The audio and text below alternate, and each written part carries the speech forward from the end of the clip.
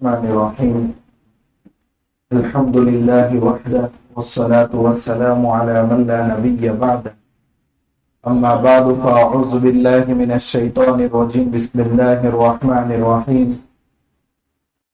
وأمر أهلك بالصلاة واصطبر عليها وقال تعالى يا أيها الذين آمنوا استعينوا بالصبر والصلاة إن الله مع الصابرين وقال تعالى ادفع بالتي هي أحسن فإذا الذي بينك وبينه عداوة كأنه ولي حميم صدق اللہ مولانا العظیم۔ قابل احترام بزرگان دین، دو باتیں عرض کرنی ہیں۔ قرآن کریم کی پہلی جو آیت آپ کے سامنے پڑھی گئی، اس میں ہم سب کو اپنی ذمہ داری کا احساس دلایا۔ اگر ہم گھر کے بڑے ہیں، سماج کے بڑے ہیں، فیکٹری کے مالک ہیں، اسٹوڈنٹس کے ٹیچر ہیں، اور ہماری ماتحتی میں جتنے بھی افراد ہیں، ان افراد کے متعلق ہماری کیا ذمہ داری ہے، وہ ذمہ داری اس آیت میں بیان کی گئی ہے۔ ایک مینٹیننس ہے مادی جسمانی، اور ایک ہے روحانی۔ جسمانی اور مادی ضرورتوں کو پورا کرنے کے لیے گھر کے بڑے کے لیے ساری کوششیں کرنا آسان ہو جاتا ہے۔ اولاد کی ہم فکر تو کرتے ہیں کہ ان کو بہترین مکان مل جائے، بستر مل جائے، پوشاک مل جائے، اچھے خاندان میں رشتہ ہو جائے، شادی وغیرہ ہو جائے۔ مادی ضرورتوں کے انتظام کے ساتھ ساتھ ہمیں روحانی ضرورتوں کا بھی مکلف بنایا گیا ہے، اور روحانی ضرورت میں دو باتیں ہیں، ایک تعلیم اور ایک تربیت۔ یہ دو چیزیں بہت ضروری ہیں، تعلیم اور تربیت۔ جتنے بھی ٹریننگ سینٹر ہے، آپ ان کا معائنہ کریں گے تو دونوں باتیں آپ کو ملے گی۔ اگر آپ کسی درزی کے پاس سیکھنے کے لیے جا رہے ہیں کہ کپڑے کی سلائی کیسے ہوتی ہے، تو سب سے پہلے تعلیم ہوگی کہ بھئی اس انداز سے کپڑے کو سلیکٹ کرنا ہے، یہ اتنے فٹ کا انسان ہے تو اس کو کپڑا اتنا لگے گا، کٹنگ اس طرح کی کرنی ہے۔ یہ پہلے زبانی تعلیم دی جاتی ہے، اور پھر اس کے بعد ٹریننگ دی جاتی ہے، تربیت کا عمل ہوتا ہے کہ دھاگا سوئی میں کیسے پیرونا ہے، سلائی کہاں پر کس انداز سے لینی ہے، جیب کیسے لگانا ہے۔ یہ ہے تربیت اور پریکٹیکل۔ اب ظاہر سی بات ہے، جس کی تعلیم اور تربیت نہ ہو وہ زندگی میں کبھی ٹیلر نہیں بن سکتا۔ ٹیلر کے پاس گیا مگر زبانی تعلیم اس کو دی گئی، ایک کپڑا بھی نہیں سیا اس نے، وہ زندگی پر کسی کا کپڑا نہیں سی سکتا۔ اور ہر فیلڈ میں تعلیم کے بعد تربیت کی بھی ضرورت ہے۔ ڈاکٹر کی ڈگری مل گئی مگر اس کے بعد ابھی ٹریننگ کا عمل نہیں ہوا ہے تو وہ فیلڈ میں کام نہیں کر سکتا۔ ٹھیک اسی طرح تعلیم اور تربیت اپنے ماتحتوں کی، یہ ہم سب کی ذمہ داری ہے۔ علامہ نووی رحمت اللہ علیہ بہت کم عمر میں اس دنیا سے رخصت ہوئے، 45 سال کی عمر۔ مسلم شریف کے انہوں نے عربی میں شرح لکھی، خود مسلم شریف کے حاشیے میں لکھی ہوئی ہے۔ ان کی ایک کتاب ہے ریاض الصالحین، اور اسی کتاب میں قرآن کریم کی اسی آیت کے تحت انہوں نے ایک عنوان قائم کیا، وجوب امرہ اہلہ و اولادہ الممیزین، کہ ذمہ داروں کا اپنے گھر والوں کو اور اپنی ان اولاد کو جو خیر اور شر کے درمیان تمیز کر سکتی ہیں، ان کو بھلی باتیں بتانا اور برائی سے روکنا، یہی تعلیم اور تربیت کا عمل ہے۔ ہم میں سے ہر ایک کی یہ ذمہ داری ہے۔ ایک انسان اگر یہ سوچے کسی وجہ سے اللہ نہ کرے ہمارے گھر میں ایک وقت کا فاقہ ہو گیا، روٹی کا انتظام نہ باپ کے لیے ہے، نہ ماں کے لیے ہے، نہ اولاد کے لیے، سب ایک وقت میں بغیر کھائے پیے سو گئے، تو گھر کے ذمہ دار کی اس وقت دل کی حالت کیا ہوتی ہے؟ مطلب میں اس قابل بھی نہیں ہوں کہ اپنے گھر والوں کے لیے ایک وقت کی روٹی کا انتظام کر سکوں، وہ اپنے دل سے کتنا کوڑتا ہے، تنہائی میں جا کر روتا ہے، دعائیں کرتا ہے، رزق کی کشادگی کے لیے جتنے اسباب ہو سکتے ہیں وہ ہر طرح کے اسباب اپناتا ہے۔ یہ مادی ضرورت کے انتظام نہ ہونے پر دل میں اتنی جلن اور کڑن ہو رہی ہے، کیا کبھی یہ کڑن روحانی انتظام نہ ہونے پر کہ میرا بچہ نماز نہیں پڑھ رہا ہے، میرا بچہ دیندار نہیں ہے، میرا بچہ جھوٹ بات کر رہا ہے، میرا بچہ پڑوسیوں کے ساتھ برا سلوک کر رہا ہے، اس پر اتنی کڑن ہے کہ نہیں ہے؟ آج کا المیہ یہ ہے کہ نہیں ہے، جس کی بنا پر جسمانی ضرورتوں کا انتظام کرنے کا تو ہم اپنی ذمہ داری سمجھ رہے ہیں، مگر روحانی ضرورتوں کا انتظام کرنے پر ہم اپنے آپ کو ذمہ دار نہیں سمجھ رہے۔ ایک چیز کو ہم آڑے سمجھتے ہیں، دیکھیے اولاد کی تعلیم اور تربیت گاہ سب سے پہلی نہ مکتب ہے نہ اسکول ہے بلکہ والدین کا گہوارہ ہے، یہ سب سے پہلا ان کا مدرسہ ہے۔ بہت ساری چیزوں میں سے ایک چیز جو ان کی تربیت میں ہم آگے سمجھتے ہیں وہ محبت ہے، یہ ہمارا بہت لاڈلا ہے، اگر زبان سے گالی بھی نکالے گا تو ہم ہنستے ہوئے سنیں گے، مطلب کیا شاندار بول رہا ہے اتنی عمر میں بچہ، حالانکہ یہ عمر ہے اس کو ڈانٹنے کی، اس کی تربیت کی۔ حضرت ابو ہریرہ رضی اللہ تعالیٰ عنہ فرماتے ہیں اللہ کے نبی صلی اللہ علیہ وسلم ایک مرتبہ منبر پر خطبہ دے رہے تھے اور آپ کی لخت جگر حضرت فاطمہ الزہرا رضی اللہ تعالی عنہ، ان کے بیٹے اور آپ کے نواسے حضرت حسن رضی اللہ تعالی عنہ جو سب سے بڑے نواسے ہیں اللہ کے نبی صلی اللہ علیہ وسلم کے، ابھی ابھی انہوں نے چلنا سیکھا ہے اور وہ منبر کے قریب آئے، اللہ کے نبی صلی اللہ علیہ وسلم نے اپنا خطبہ روک دیا اور روک کر کے منبر سے نیچے اترے اور بچے کو اٹھایا، نواسے کو اٹھایا اور اپنے کندھے پر بٹھایا، اس کے بعد پھر منبر پر چڑھے اور خطبہ دوبارہ شروع کیا۔ مطلب کتنی محبت ہے اپنے نواسے سے۔ حضرت ابو ہریرہ رضی اللہ تعالیٰ عنہ دوسری روایت میں فرماتے ہیں ایک مرتبہ بازار سے میں اور اللہ کے نبی صلی اللہ علیہ وسلم گھر جا رہے تھے، گھر کے باہر حضرت حسن رضی اللہ تعالیٰ عنہ دوڑتے ہوئے آئے اور اپنے دونوں ہاتھ پھیلا دیے جیسے بچے پھیلاتے، تو اللہ کے نبی صلی اللہ علیہ وسلم نے بھی اپنے دونوں ہاتھ پھیلا کر کے نواسے کو اٹھایا اور آپ سے محبت کا اظہار کیا بوسہ دے کر کے، اور اللہ تعالیٰ سے دعا کی یا اللہ میں اس سے محبت کرتا ہوں، جو اس سے محبت کرے تو بھی اس سے محبت کر۔ حضرت ابو ہریرہ رضی اللہ تعالیٰ عنہ فرماتے اس کے بعد سے تو میرے دل میں ان کی محبت اور بڑھ گئی۔ تو محبت تو حضور کو بھی اپنے نواسوں سے ہے، مگر جب تربیت کا موقع آیا ہے تو اللہ کے نبی صلی اللہ علیہ وسلم موقع چکے نہیں ہیں۔ ایک مرتبہ گھر کے اندر صدقات کی کھجوریں ایک طرف میں جمع تھی اور وہ نواسے ہیں کھیل رہے تھے، کھیلتے کھیلتے ابھی 2.5 سال کی عمر ہے، کھیلتے کھیلتے اسی کھجوروں کے پاس چلے گئے اور ایک کھجور وہاں سے اٹھائی اور اپنے منہ میں ڈال دی۔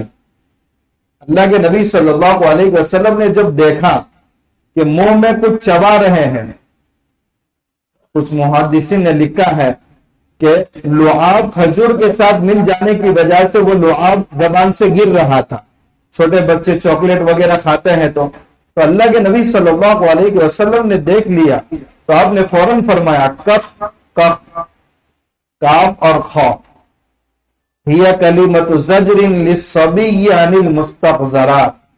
محدثین نے اس حدیث کی تشریح میں، اس لفظ کی تشریح میں یہ کہا ہے عربی کے اندر یہ کلمہ منہ سے گندی چیز کو نکلوانے کے لیے استعمال ہوتا ہے، جیسے ہم کہتے ہیں تھو تھو، عربی کے اندر کف کہا جاتا ہے۔ اللہ کے نبی صلی اللہ علیہ وسلم نے ان کو قریب میں بلا کر کے اپنے انگلی سے وہ پوری کھجور نکال دی اور فرمایا لا تحل لنا الصدقہ، معلوم نہیں تمہیں کہ ہمارے لیے صدقہ حلال نہیں ہے۔ کہ 2.5 سال کے بچے کو کیا معلوم کہ صدقہ کیا ہوتا ہے، ہدیہ کیا ہوتا ہے، لیکن تربیت کا موقع ہے تو آپ دوسروں کو بھی تعلیم دے رہے ہیں اور تربیت کے موقع سے آپ چوک بھی نہیں رہے ہیں، تو سب سے زیادہ محبوب نواسا ہے۔ مگر جب تربیت کا موقع آیا تو اللہ کے نبی صلی اللہ علیہ وسلم نے پوری تربیت فرمائی۔ اللہ کے نبی صلی اللہ علیہ وسلم اور بنو ہاشم کے لیے صدقہ حلال نہیں تھا۔ حضرت سلمان فارسی رضی اللہ تعالیٰ عنہ جو کئی یہودیوں کے غلام رہے اور اس کے بعد جب مدینہ کے اندر آئے، حضرت سلمان فارسی رضی اللہ تعالیٰ عنہ نے پہلی امتوں کی کتابوں کا مطالعہ کیا تھا۔ اس میں اللہ کے نبی صلی اللہ علیہ وسلم کی ایک علامت انہوں نے یہ بھی پڑھی تھی کہ آخری نبی جب بھی آئیں گے وہ صدقہ قبول نہیں کریں گے، ہدیہ قبول کریں گے۔ چنانچہ انہوں نے کہا کہ میں حضور کا امتحان لوں گا، ابھی مسلمان نہیں ہوئے تھے، مدینہ میں آئے اور کچھ صدقے کی کھجوریں اللہ کے نبی صلی اللہ علیہ وسلم کے پاس لے کر کے آئے کہ یا رسول اللہ یہ صدقے کی کھجور ہیں اور آپ کے لیے لایا۔ اللہ کے نبی صلی اللہ علیہ وسلم نے وہ کھجور لی اور ایک صحابی کو فرمایا کہ پھولا فقراء کے درمیان تقسیم کر دو۔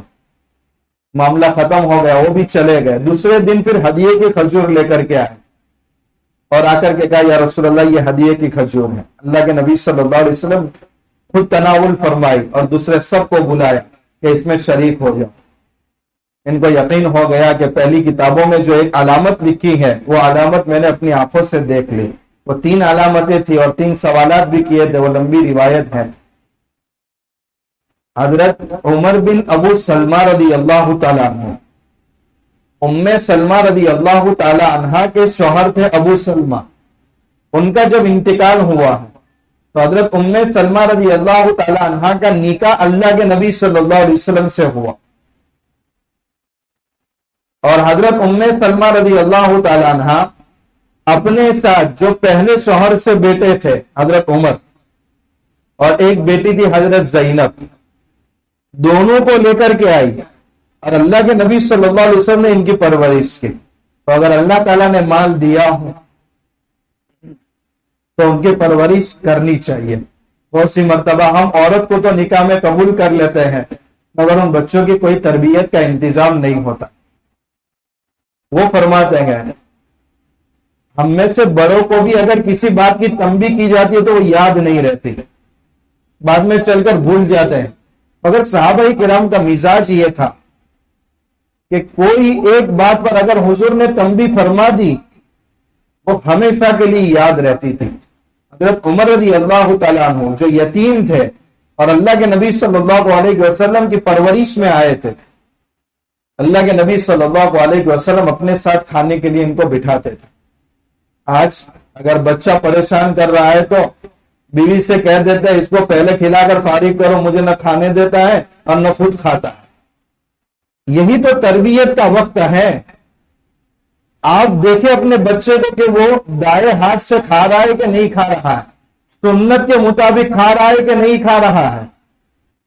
اگر آپ نے اپنے ساتھ بچوں کو بٹھایا ہی نہیں اور مہمان بن کر کے دوسرے کے گھر چلے گئے اور آپ کے ساتھ آپ کا بیٹا بھی کھا رہا ہے، اس کے کھانے سے میزبان پریشان ہے، تو بچوں کو تو کچھ نہیں کہیں گے لیکن آپ کے بارے میں تو ضرور کہیں گے کہ اس کے باپ نے اس کو کچھ تربیت بھی کی ہے کہ نہیں کی ہے۔ اللہ کی پناہ آئندہ ہمارے مہمان نہ بنے تو بہتر ہے۔ تو تربیت یہ بہت ضروری ہے۔ اللہ کے نبی صلی اللہ علیہ وسلم ایک یتیم کی تربیت فرما رہے ہیں اور ہم اپنے بچوں کی بھی صحیح تربیت کے لیے تیار نہیں ہیں۔ وہ فرماتے ہیں میں جب اللہ کے نبی صلی اللہ علیہ وسلم کے ساتھ پہلی مرتبہ کھانے کے لیے بیٹھا تو میں پورے تھال میں ہر طرف ہاتھ لگا رہا ہوں، کبھی ادھر سے کھایا، کبھی ادھر سے کھایا، کبھی ادھر سے کھایا۔ بچہ ہے، تربیت نہیں ہوئی ہے۔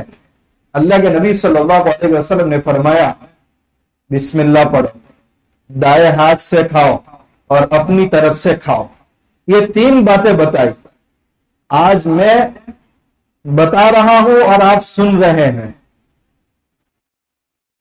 وہ ان کو یاد ہو گیا اور زندگی بھر یاد رہا، اور یہی بات ہمیشہ بیان کرتے رہے۔ آج 1450 سال کے بعد بھی ہم کو یاد ہے یہ بات۔ اللہ کے نبی صلی اللہ علیہ وسلم کی تربیت کا انداز دیکھیے۔ تو دو چیزیں ہیں، تعلیم اور تربیت۔ ہم اپنے ماتحتوں کو یہ بتائیں کہ اللہ تبارک و تعالیٰ کے اوامر کیا ہے، یعنی کون کون سے احکام ایسے ہیں جن کے کرنے کا حکم دیا ہے، اور منہیات نواہی کون کون سی چیزیں ہیں جن سے اللہ نے رکنے کا حکم دیا ہے۔ ان چیزوں کی تعلیم ہمیں اپنے ماتحتوں کو دینا ضروری ہے۔ ماتحتوں میں کون کون ہے؟ اپنی اولاد بھی ہے، اپنے گھر والے بھی ہیں، کسی فیکٹری کے مالک ہے تو سارے مزدور بھی ہماری تعلیم اور تربیت کے محتاج ہے۔ اگر استاد ہے تو سارے شاگردہ ہماری تعلیم اور تربیت کے محتاج ہے، اور ہم اس کے ذمہ دار ہیں۔ آج تو اگر کسی فیکٹری کے مالک ہے اور کوئی مزدور اگر نماز کے لیے چلا گیا، 2 منٹ اگر لیٹ ہو گیا تو ہم برہم ہو جاتے ہیں۔ ہماری ذمہ داری ہے کہ ہم ان کو حکم دے، ابھی نماز کا وقت جا رہا ہے اور تم نے ابھی تک نماز ادا نہیں کی ہے۔ تو یہ ذمہ داری ہر ذمہ دار شخص کے سر پر ہے اپنے ماتحتوں کے خاطر۔ یہ پہلی تعلیم اور تربیت کا خود والدین کا گہوارہ ہے۔ اور دوسرے نمبر پر ہے مکاتب اور اسکولز۔ مکاتب میں دین کی تعلیم ہوتی ہے، اور اسکول کے اندر دنیا کی تعلیم ہوتی ہے۔ یہ دونوں تعلیم ہمارے لیے سب سے زیادہ ضروری ہے۔ اگر پہلے گہوارے میں، پہلے مدرسے کے اندر اگر کوتاہی ہو گئی ہے تو اب اس دوسرے مدرسے میں کسی قسم کی کوئی کوتاہی نہیں ہونی چاہیے۔ ابھی جون کا مہینہ جیسے ہی شروع ہوگا، ابھی سے ہم سب کو فکر لاحق ہو گئی کہ بھئی ہمارے بچوں کا بہتر سے بہترین اسکولوں کے اندر ایڈمیشن ہو۔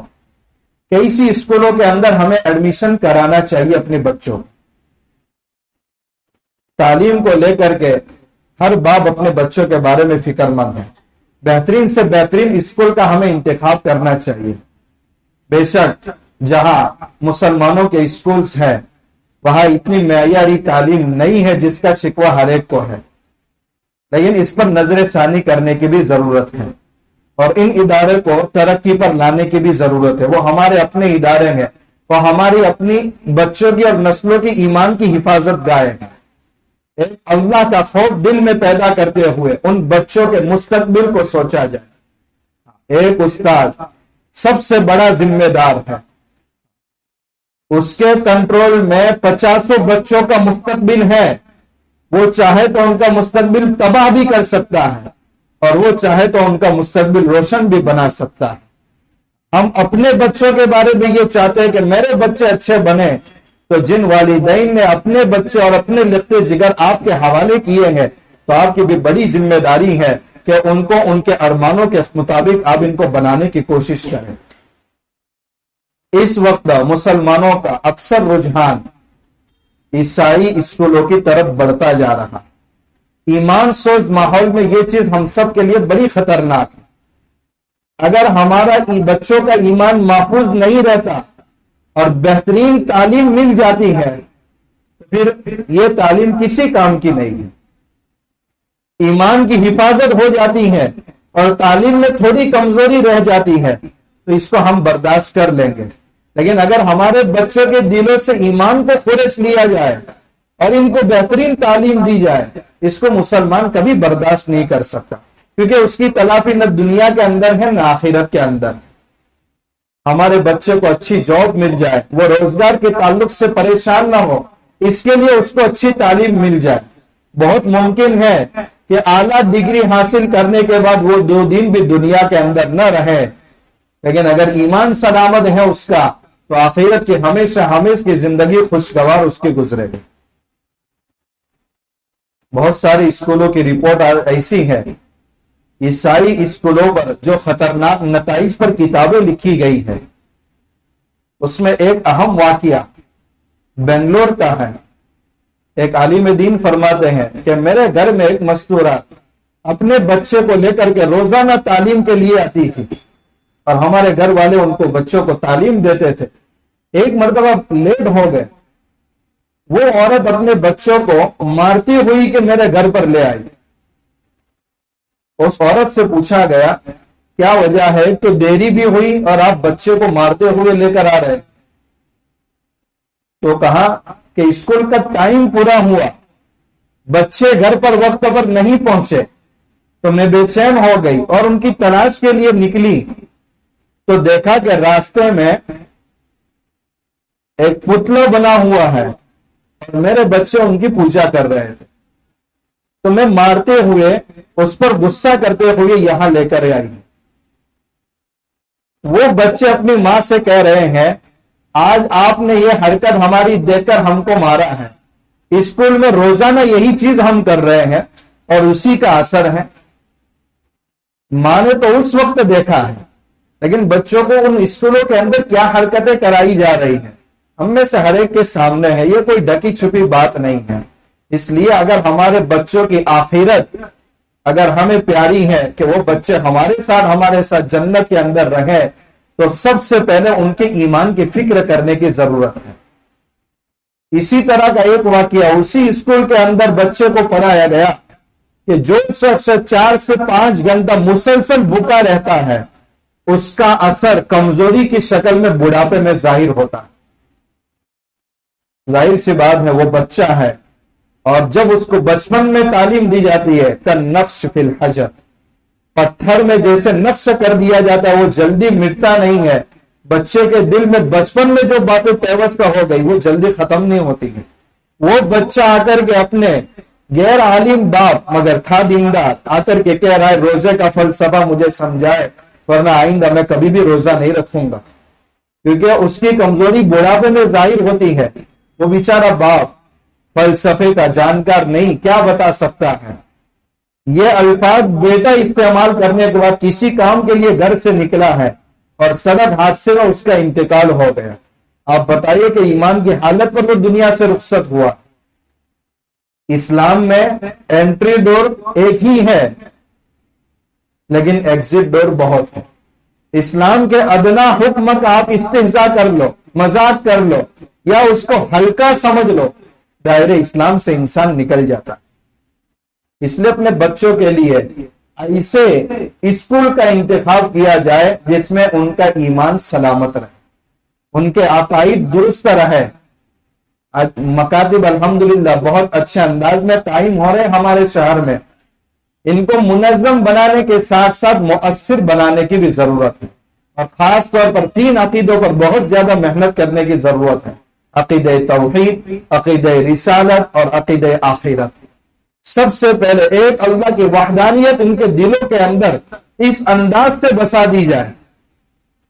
ایک عالم دین حضرت مولانا خالد سیف اللہ الرحمانی دامت برکاتہم, ان کے فرزند وہ فرما رہے تھے کہ میں کسی غیر مسلم ہوٹل کے اندر جب کھانے کے لیے جاتا ہوں تو والد نے ایسی تربیت کی ہے اور اس عقیدے کو اتنا مضبوطی سے میرے دل کے اندر بٹھایا ہے کہ وہاں اگر مورتی بھی ہوتی ہے تو میں اس کے سامنے کھڑے ہو کر کے کبھی پیسے پے نہیں کرتا. میری غیرت گوارا نہیں کرتی کہ میں پیسے پے کرنے کے لیے اس مورتی کے سامنے ٹھہروں. مطلب عقیدہ توحید اتنا مضبوط ہے کہ تھوڑی دیر کے لیے اس کے سامنے ٹھہرنا میرے لیے مشکل ہو جاتا ہے. کہ یہ بات ہمارے بچوں کے اندر ہے, خود ہمارے دلوں کے اندر نہیں ہے. خود ہمارے بچوں کے اندر کیسے پیدا ہو اس کے لیے مکاتب دینیہ ہے.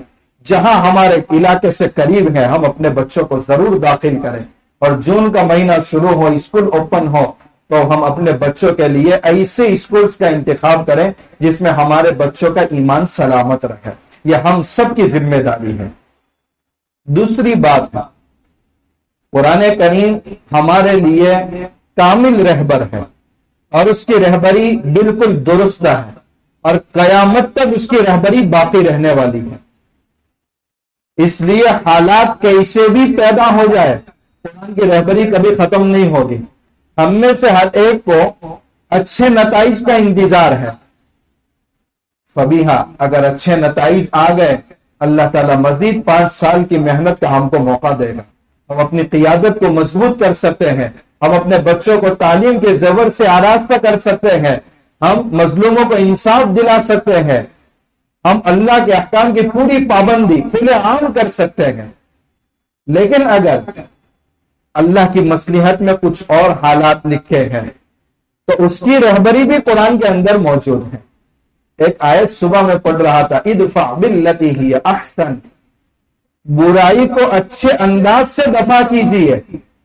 فَإِذَا الَّذِي بَيْنَكَ وَبَيْنَهُ عَدَاوَةٌ، وہ شخص جس کے اور آپ کے درمیان دشمنی ہے، آپ کی اچھائی کے ذریعے وہ دشمنی گہری دوستی میں تبدیل ہو جائے.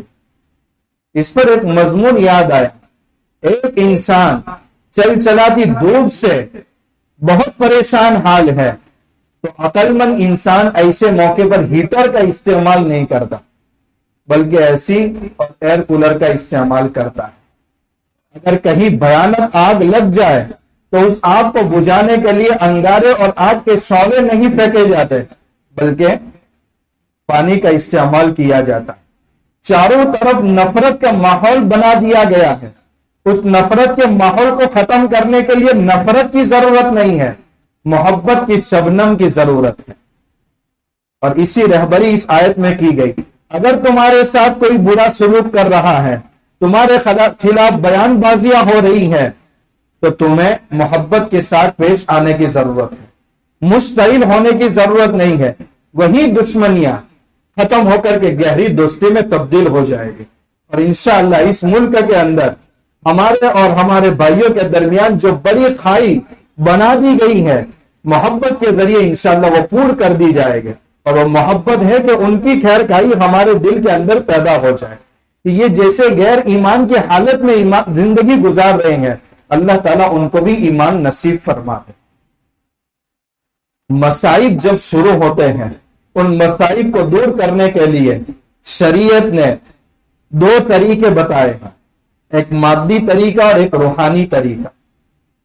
مادی طریقہ یہ ہے کہ وسائل کا انسان استعمال کرے، اور یہ وسائل کا استعمال شریعت کے اسلام کے خلاف نہیں ہے. اللہ کے نبی صلی اللہ علیہ وسلم نے دشمنوں سے جنگ لڑی ہے تو کن چیزوں کا استعمال کیا؟ ہتھیار کا استعمال کیا. آپ کو اگر لمبا سفر پیش آیا گیا تو آپ نے سواری کا استعمال کیا.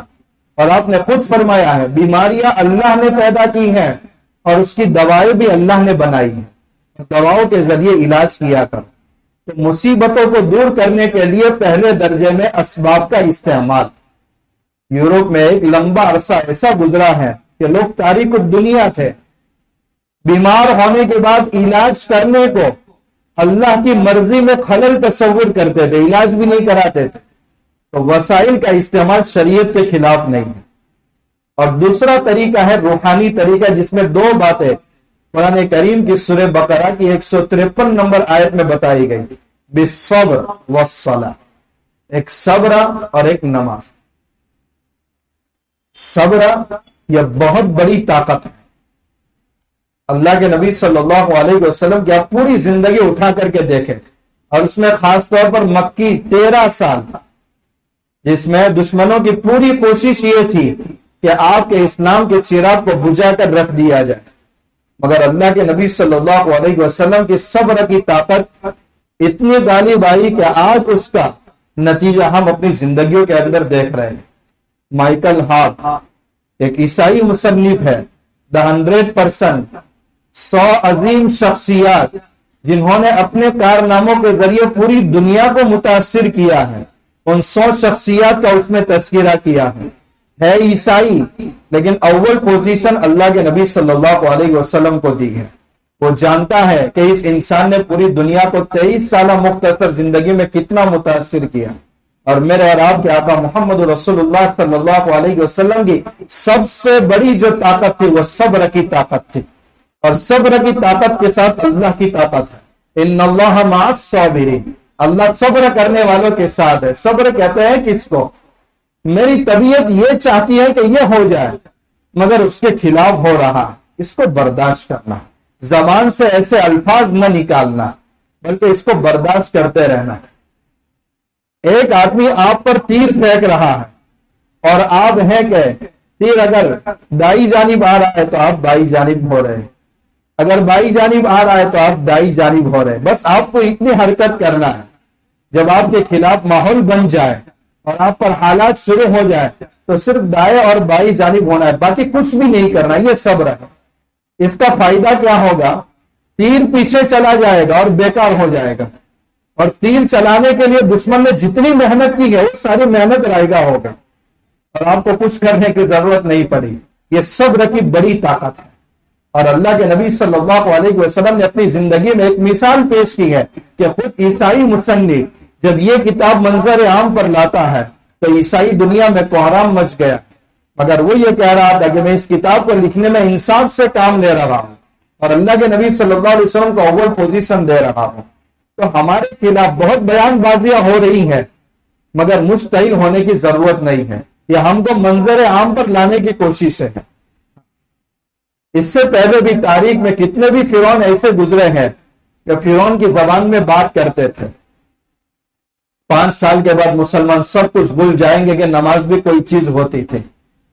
اللہ نے ایسے لوگوں کو آخری وقت جب ہوتا ہے تو وہ ابھرتے ہیں، پھر اچانک ختم ہو جاتے ہیں، جیسے گیس ختم ہونے پر ہوتا ہے تو اچانک بڑھتا ہے اور ختم ہو جاتا ہے۔ یہ باطل کے زوال کا انجام ہے۔ وَقُلْ جَاءَ الْحَقُّ وَزَهَقَ الْبَاطِلُ إِنَّ الْبَاطِلَ كَانَ زَهُوقًا۔ تو پہلا نسخہ ہے روحانی صبر، دوسری چیز ہے نماز۔ ایک انسان دنیا سے جاتا ہے، اس کی سب سے بڑی ضرورت کیا ہوتی ہے؟ میرا رب مجھے معاف کر دے۔ سب سے بڑی ضرورت اس کی یہی ہے۔ اس ضرورت کو پورا کرنے کے لیے نماز جنازہ رکھ دی گئی، سارے مسلمان میت کو سامنے رکھتے ہوئے اس کی اس بڑی ضرورت کو نماز کے ذریعے پورا کریں، اور نماز میں دعائی ہوتی ہے اللہم اغفر لحینا ومیتنا وشاہدنا وغائبنا، آخر تک۔ ایک انسان بہت زیادہ پریشان حال ہے، اس کو حکم دیا گیا صلاۃ الحاجت پڑھو۔ بارش رک گئی ہے، ساری زمینیں متاثر ہیں، سارے جانور متاثر ہیں، پانی پینے کی قلت ہے، نماز سکھائی گئی صلاۃ الاستسقاء، بارش طلبی کی نماز۔ ایک انسان کو سفر کرنا ہے، نماز پڑھ کر کے سفر شروع کرو۔ ایک انسان کو ایک کام انجام دینا ہے مگر اطمینان نہیں ہو پا رہا ہے کہ یہ کروں یا وہ کروں، اس کو نماز سکھائی گئی صلاۃ الاستسقاء، استخارے کی نماز سکھائی گئی۔ ہر موقع پر تو نماز ایک عبادت بھی اور ساتھ ساتھ میں دعا بھی۔ ہم میں سے ہر شخص نے اسباب کے درجے میں ایک کام تو کر دیا کہ اپنا جو حق تھا وہ دے دیا، مگر ابھی نتائج کا انتظار ہے۔ تو ہم میں سے ہر ایک کی قلبی خواہش یہ ہونی چاہیے کہ جب تک نتائج نہیں آتے ہمارا قلبی تعلق نمازوں کے ذریعے اللہ سے جڑا ہوا رہے۔ ہر طرح کے نیوز چھان مارے ہم نے، کون کیا کہہ رہا ہے کیا کہہ رہا ہے، ایک رپورٹر بن گئے آج ہر ایک۔ تجزیہ کرنے والوں کے بعد ہمارا تجزیہ الگ ہوتا ہے، لیکن ہمارا تجزیہ یہ ہونا چاہیے کہ اللہ سے ہمارا گہرا تعلق ہے یا نہیں۔ بہت ساری تشویشیں ہمارے سامنے آ رہی ہیں کہ یہ ساری غلطیاں ہو رہی ہیں، مشینوں کے اندر یہ ہو رہا ہے۔ بھائی ہم نے ہر ایک کا یقین ہے اللہ کی ذات پر۔ اللہ نے جس سمندر سے موسیٰ کو پار کیا ہے اسی سمندر میں فرعون کو بھی غرق کیا ہے۔ تو جن مشینوں کے ذریعے تخت پر آئے ہیں میرا رب اس بات پر قادر ہے کہ ان مشینوں کے ذریعے ان کو تخت سے اتار سکتا ہے۔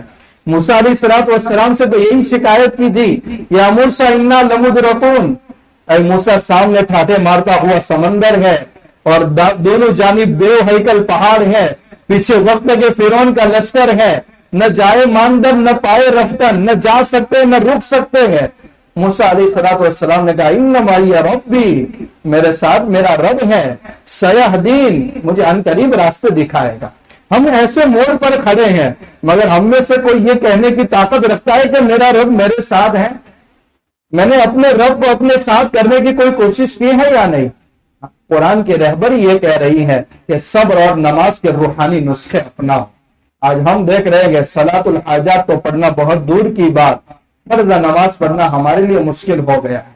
یہ جب 5:20 کی نماز ہوتی ہے اس وقت ہماری مسجدیں بہت خالی ہوتی ہیں۔ مطلب اللہ کے عشق میں ہم اپنے آپ کو صبح کی بیداری بہت مشکل تصور کرتے ہیں۔ اگر اس کے لیے ہم خود بیدار نہیں ہو سکتے، اپنے اولاد کو بیدار نہیں کر سکتے، تو پھر ہم ایسے ہی نتیجے کی امید رکھیں جیسے ہمارے اعمال ہیں، ورنہ کانٹے بو کر کے پھلوں کی امید ایک بے وقوف کسان ہی رکھ سکتا ہے۔ اس لیے جو تربیت کے لائن سے، تعلیم کے لائن سے ہمارے سامنے باتیں آئی کہ اچھے مکتب کا انتخاب، اچھے اسکول کا انتخاب اور آنے والے نتائج ایک فیصلہ کن موڑ پر ہم کھڑے ہیں. اس ملک کے مستقبل کی تصویر کیا ہوگی، اس لیے ہم سب کو اللہ کی طرف متوجہ ہونے کی ضرورت ہے. اللہ تعالیٰ ان باتوں پر ہم سب کو اور پوری امت مسلمہ کو عمل کرنے کی توفیق عطا فرمائے. وآخر دعوانا الحمدللہ رب العالمین.